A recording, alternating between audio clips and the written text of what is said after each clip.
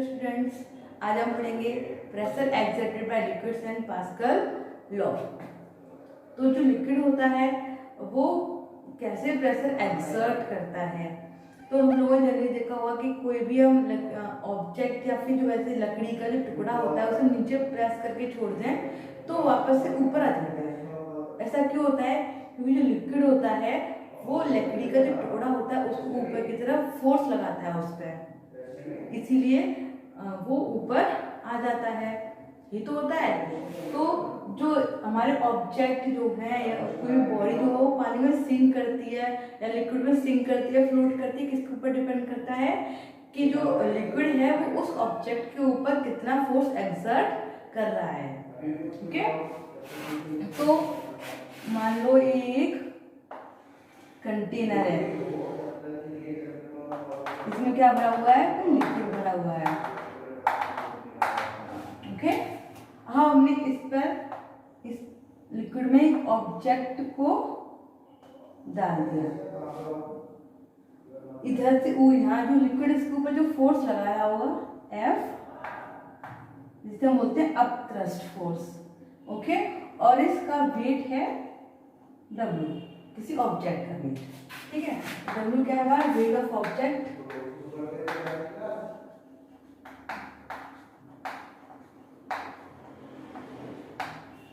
F क्या है? Upthrust force.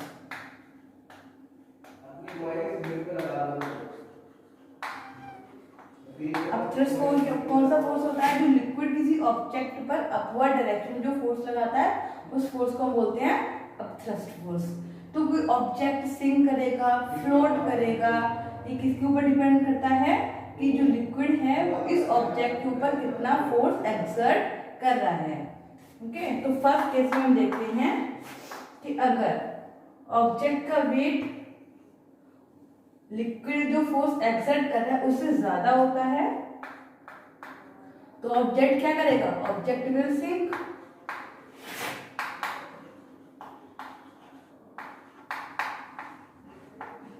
Object डूब जाएगा। सेकेंड, अगर ऑब्जेक्ट का वेट उसके लगाए गए फोर्स से कम है, लेस देन फोर्स, तो ऑब्जेक्ट फ्लोट करेगा। ऑब्जेक्ट विल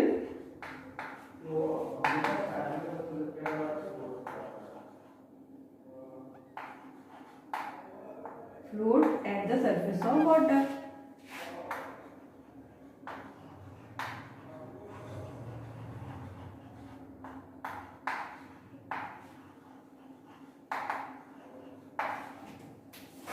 ओके, जैसे इस केस में यहाँ पे इसका क्या होगा? जो W होगा वो फोर्स से कैसा होगा? लेस देन होगा। जब सिंक कर जाएगा, यहाँ पे सिंक कर गया, यहाँ पे क्या होगा? वेट जो होगा फोर्स से ज्यादा होगा। ठीक है, अब थर्ड केस आता है हमारा। अगर हमारा ऑब्जेक्ट का वेट और लिक्विड द्वारा लगाए गए फोर्स दोनों इक्वल हैं तो क्या करेगा? ऑब्जेक्ट फ्लोट करेगा, बट आधा क्या होगा? वो लिक्विड के अंदर होगा, आधा लिक्विड के बाहर होगा। यहाँ पे क्या है? Weight equals to force. Okay, अब लिक्विड प्रेशर।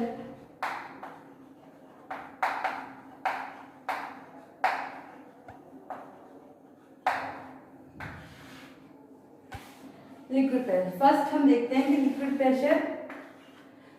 प्रेशर होता है वो हाइट जैसे डेप्थ, जैसे नीचे जाते जाएंगे, डेप्थ में जाते जाएंगे, वैसे वैसे लिक्विड का प्रेशर इंक्रीज होता जाएगा। ऐसा क्यों? जैसे ये कंटेनर, इसमें पानी भरा हुआ है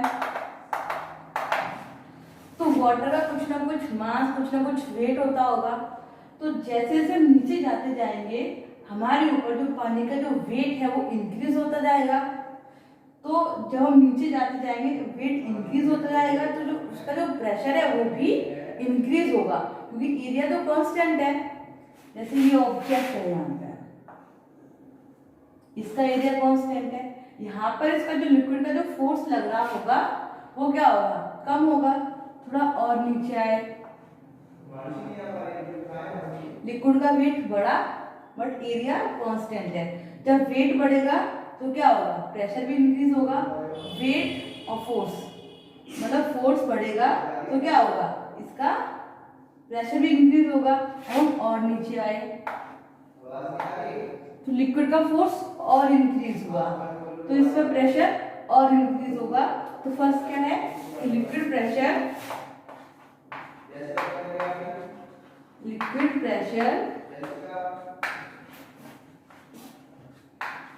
increase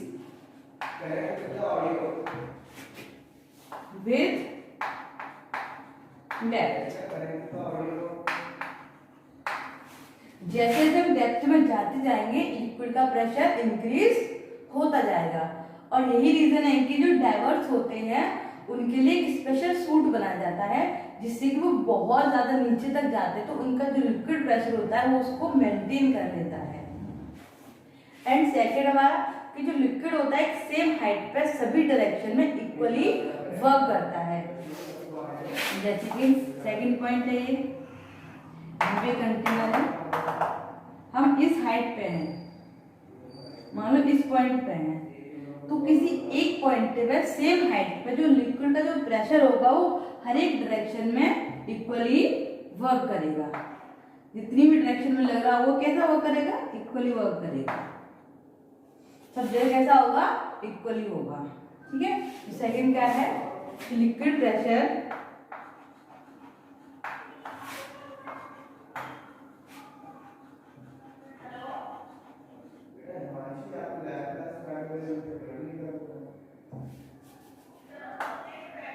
liquid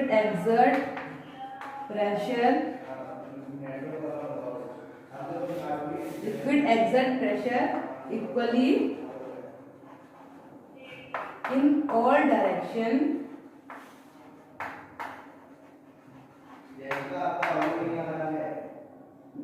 liquid exert pressure in all direction at the same point।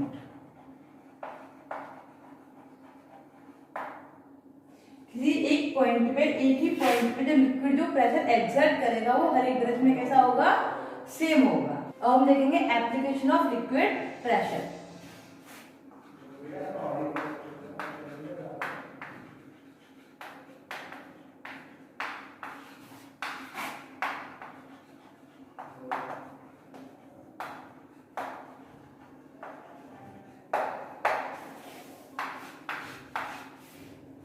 Application of liquid pressure में जो हमारा लिक्विड प्रेशर है वो किस पे डिपेंड करता है, किस पे डिपेंड नहीं करता है।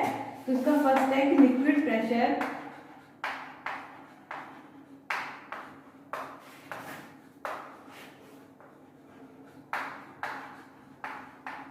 does not depend on the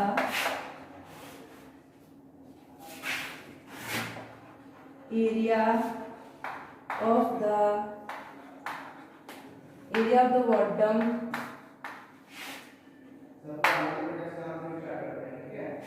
जो हमारा लिक्विड प्रेशर होता है वो बॉटम की एरिया पे डिपेंड नहीं करता है। जस्ट लाइक देख लेते हैं अभी, जैसे एक कंटेनर यहाँ पे लिक्विड भरा हुआ है तो इस पूरे जो हमारा कंटेनर है उसका जो बॉटम का एरिया कौन सा है, ये वाला, ये इसका एरिया है। और यहाँ पे कोई ऑब्जेक्ट है ये, तो जो लिक्विड जो फोर्स लगा रहा होगा इस ऑब्जेक्ट के ऊपर लगा रहा होगा, यहाँ पे इधर लगा रहा होगा। तो जो लिक्विड का जो फोर्स है इसके ऊपर लग रहा होगा तो जो लिक्विड प्रेशर है वो किस पे डिपेंड करेगा, ओनली इसकी डेप्थ पे, इसके एरिया पे डिपेंड नहीं करेगा। क्योंकि जैसे जैसे इसकी डेप्थ इंक्रीज होती जाएगी उसका फोर्स भी इंक्रीज होता जाएगा, बट एरिया में कोई भी फर्क नहीं आएगा। एरिया यहाँ पर भी इतना है और एरिया यहाँ भी इतना है। सिर्फ हमें किसके एरिया से मतलब होगा, किसकी एरिया पे डिपेंड करेगा प्रेशर, इस ऑब्जेक्ट की एरिया डिपेंड करेगा, उस एरिया पे डिपेंड करेगा जिस एरिया पे वो फोर्स वर्क कर रहा है। ठीक है। तो liquid pressure does not depend on the area of the bottle. And second है हमारा कि liquid pressure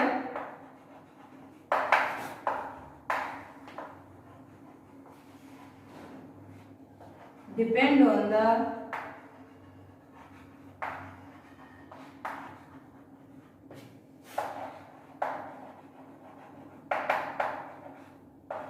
density of the liquid। Okay, जो हमारा लिक्विड प्रेशर है वो किस पे डिपेंड करता है? उस लिक्विड की डेंसिटी पे, कि लिक्विड की डेंसिटी ऑब्जेक्ट से ज्यादा है, ऑब्जेक्ट से कम है। ठीक है,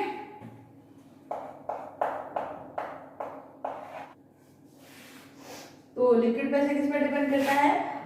लिक्विड प्रेशर डिपेंड करता है लिक्विड की डेंसिटी पे, कि लिक्विड की डेंसिटी ऑब्जेक्ट से कम है या ज्यादा है। तो हमारी सबसे पहले देखना है डेंसिटी होती क्या है। डेंसिटी होता है मास पर यूनिट वॉल्यूम। डेंसिटी क्या होती है? मास पर यूनिट वॉल्यूम, ये होती है डेंसिटी।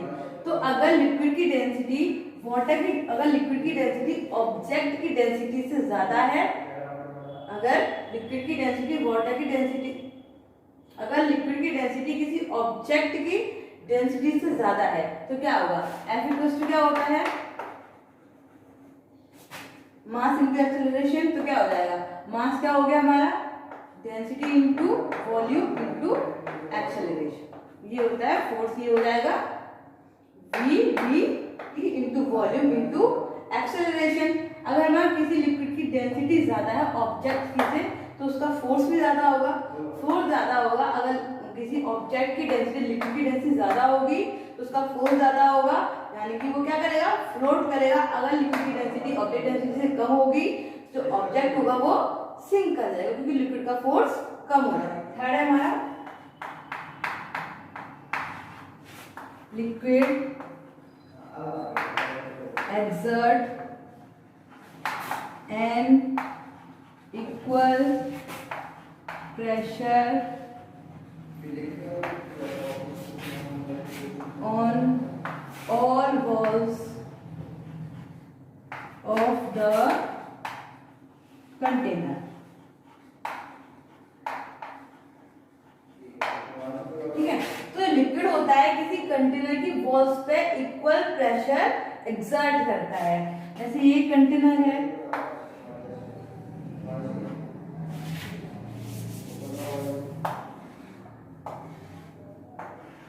ये कंटेनर है और इसमें क्या फिल कर रखा है? हमने कोई लिक्विड फिल कर रखा है। तो इसकी जितनी भी वॉल्स हैं, ये जो लिक्विड होगा इसकी ये तीनों वॉल्स पे क्या प्रेशर इक्वल एक्सर्ट करेगा। जैसे यहाँ पर अगर प्रेशर P है, इधर भी प्रेशर P ही लग रहा होगा, इधर भी P, सब जगह प्रेशर कैसा होगा? इक्वल होगा। तो जो लिक्विड होता है वो कंटेनर की हर एक वॉल पे इक्वल प्रेशर एक्सर्ट करता है। अब फोर्थ है हमारा an external pressure applied on a liquid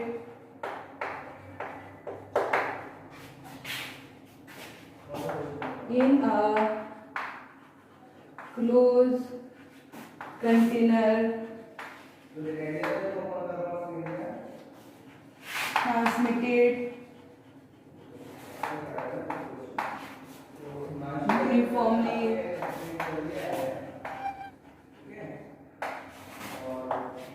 in throughout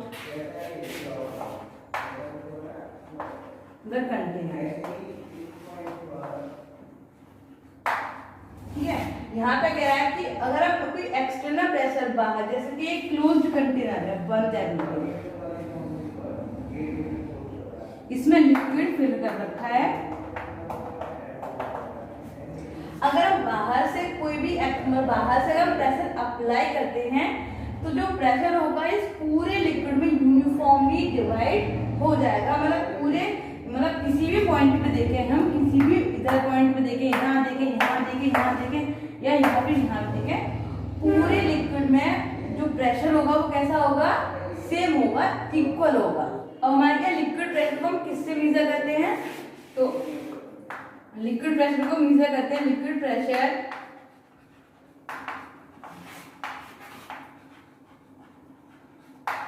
is measured by an instrument called manometer.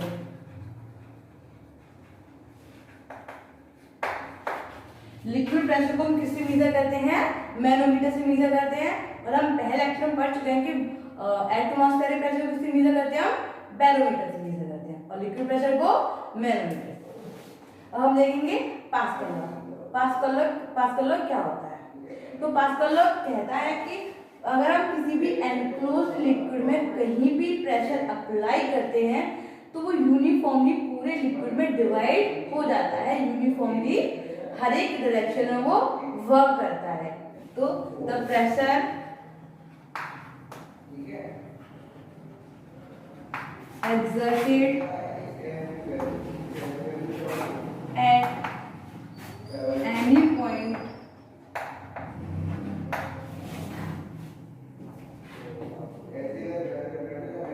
on an enclosed container is transmitted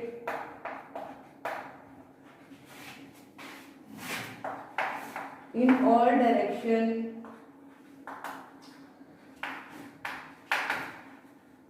throughout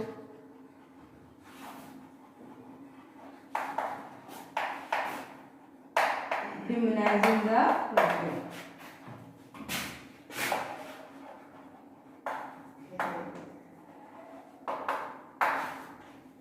अगर हम एनक्लोज्ड लिक्विड पे अगर बाहर से कोई भी हम प्रेशर एक्सर्टेड करते हैं तो वो पूरे लिक्विड में इक्वली ट्रांसमिटेड होता है।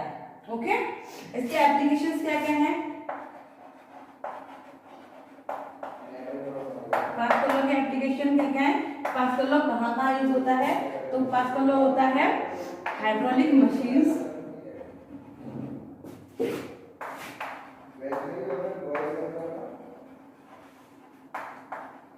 Hydraulic machine like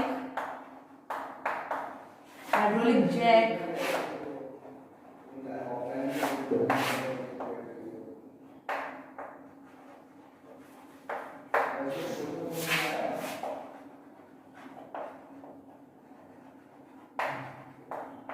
hydraulic press,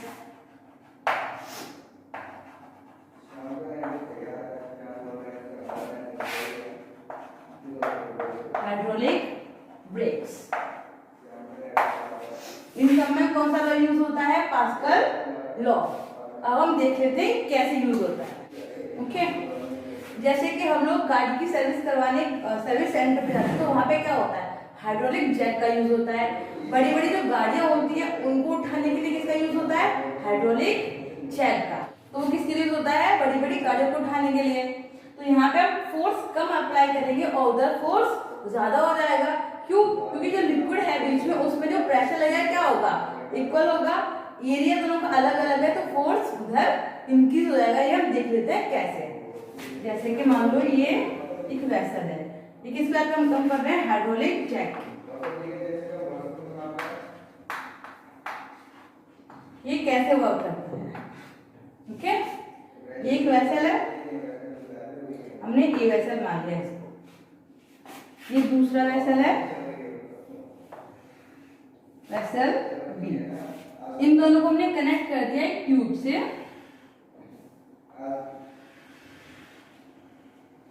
कौन सी ट्यूब है, आर ट्यूब है, हमने कोई मान ली आर, ठीक है। इधर एक पिस्टन लगा हुआ है जिधर हम फोर्स अप्लाई करेंगे, इधर इधर भी एक पिस्टन है। ये पिस्टन P मान लिया हमने, पिस्टन P, इधर पिस्टन Q है।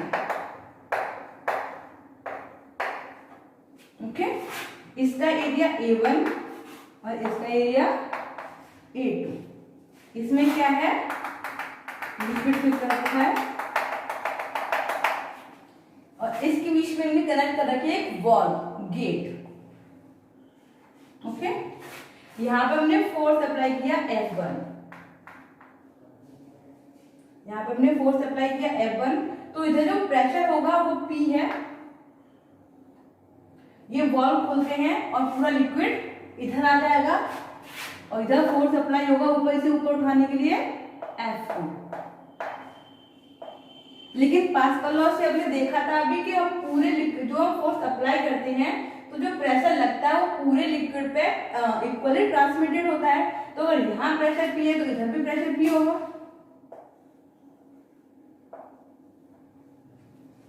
तो इधर हमने फोर्स अप्लाई किया होगा, हम इधर फोर्स हमने कम अप्लाई किया है।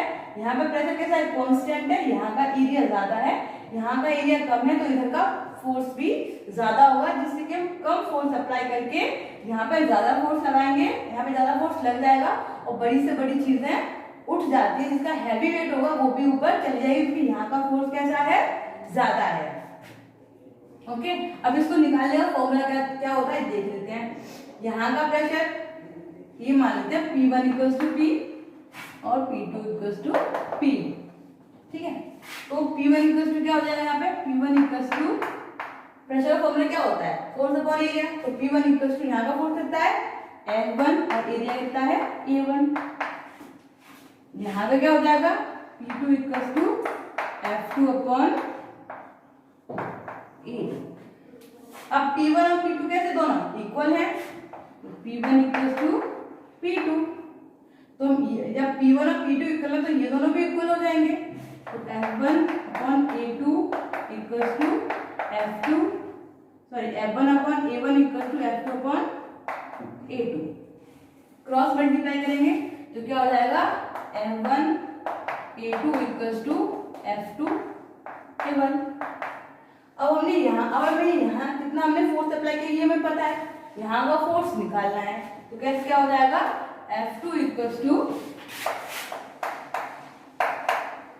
F1 into A2 upon A1।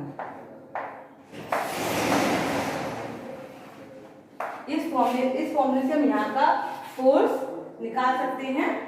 Okay, तो पास्कल लॉ क्या कहता है कि हम एक पॉइंट पर अगर हम प्रेशर अप्लाई करते हैं तो पूरे लिक्विड में इक्वली ट्रांसमिटेड होता है, जिससे कि हम देख चुके हैं कि वो कहाँ यूज हो सकता है पास्कल लॉ, हाइड्रोलिक मशीन में, हाइड्रोलिक जैक वगैरह जो भी होते हैं वहां पर किसका यूज होता है, पास्कल लॉ का, जिससे कि हम कम फोर्स लगा के हैवी बॉडी को उठा सकते हैं। तो ये होता है हमारा पास्कल लॉ। हमने लिक्विड प्रेशर भी पढ़ लिया और इससे पहले लेक्चर में प्रेशर और एटमॉस्फेरिक प्रेशर के बारे में पढ़ चुके थे। तो यहाँ पे ये सारा टॉपिक खत्म हो चुका है। अब नेक्स्ट टॉपिक में हम पढ़ेंगे फ्रिक्शन के बारे में।